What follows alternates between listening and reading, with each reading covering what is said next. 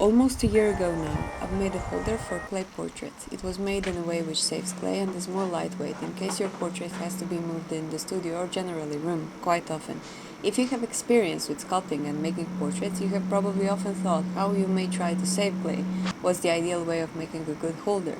As it may happen with a classical holder, when using little crosses or X's, made with two wooden pieces and tied together with a wire attached to the top of the holder, you wrap the crosses, wrap the center, merge it all together, and if the crosses are too high above the jawline and some air gets trapped in, as you keep the work moist, water finds its way through the holes and your work just separates into almost irreparable damage. It's also a method with which you end up with a very heavy work. Since you have to make a mold for a cast in resin, plaster or other, it is just a little bit easier way for moving the work in progress around. However, when I made the holder, I wanted to show how to start working on it. I didn't know what to sculpt, so I just randomly sketched a quick silhouette of a face. I was about to continue tomorrow, but somehow got distracted by other things. Forgot about it completely, and soon I had to move. Portraits and clay models in general tend to get dry very quickly when you forget about them. I wasn't opening it for months, and absolutely nothing had happened. The work moved for a couple of 100 kilometers, and it was fine, other than a few imprints of suitcases on the surface. I was worried the center may rot, as it's wooden, unlike metal rods I usually use as center. Nothing happened, so as it was summertime, I thought I may continue working on it in the garden. I opened it perhaps twice or so. I was just sketching, still no ideas. The holder would be left in the garden every day, completely wooden, with portrait and all, and it survived the rains, watering of the nearby plants. Months later I got the idea, I finished it in the garage and decided to make a mold. It was named jokingly 100 Curix Memorial, as I've seen some resemblance to Randy Marsh from South Park as it was in process. Actually, how I imagined Randy would look like if he was a real human.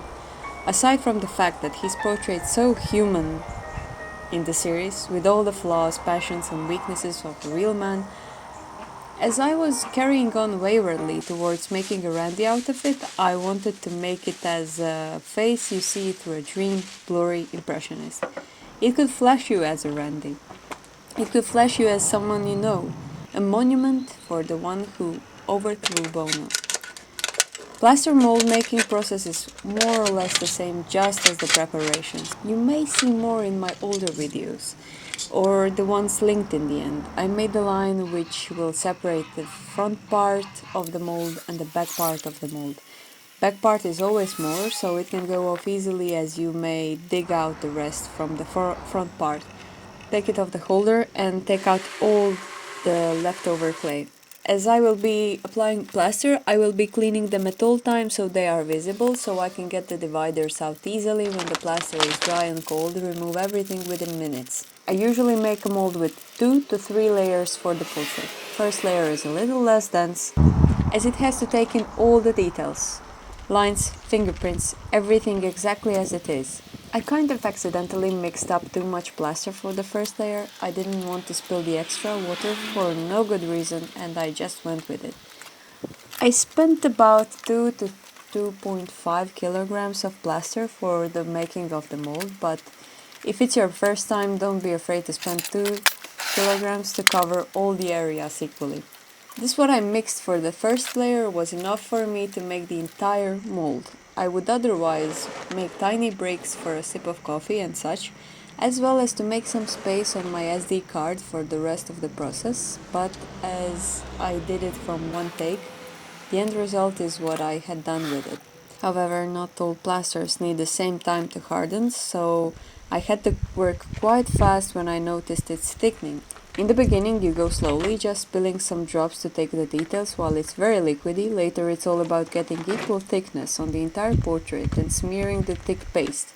As you are approaching the bottom, it will be probably a little too hard and it's the best to throw it away instead of whipping it like cream just to get it back to its softer state. It's dead at that point. It will hardly get hard, it will stink and it will be crumbling off. Let it be. When it's gotten hard, Leave it for 20 minutes to cool off. Go for a ride. Make a coffee with some overly difficult method. Grab a snack. Just don't open it before the plaster lost all the heat. I was working outside in the winter. It was getting dark as I was working. Stupidly, I started just a little before sunset, so it was losing heat quite quickly. I relied on time anyways. It was pretty cold and close to zero. It was time to be quick about it.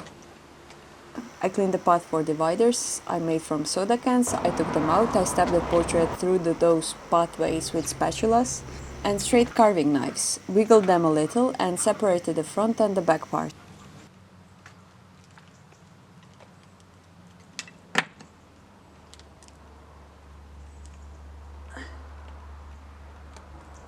It was easy to remove and clean the back part, but the front part could have been work for two. Możesz mi pomóc? I held the holder with my foot, plucked the front part from the holder and emptied however the holder was intact.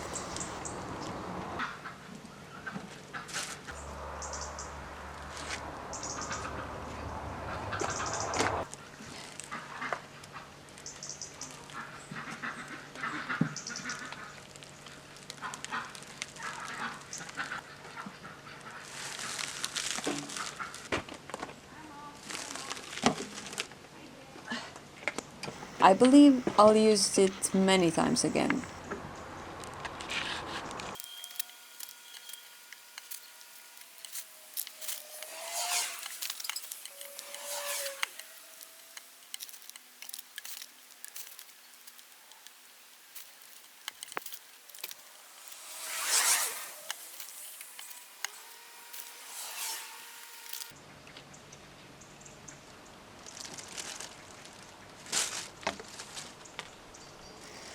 I'll make a process of making of the cast of Randy in the upcoming 2 weeks. Until then, I wish everyone beautiful holidays, peace, safety and love.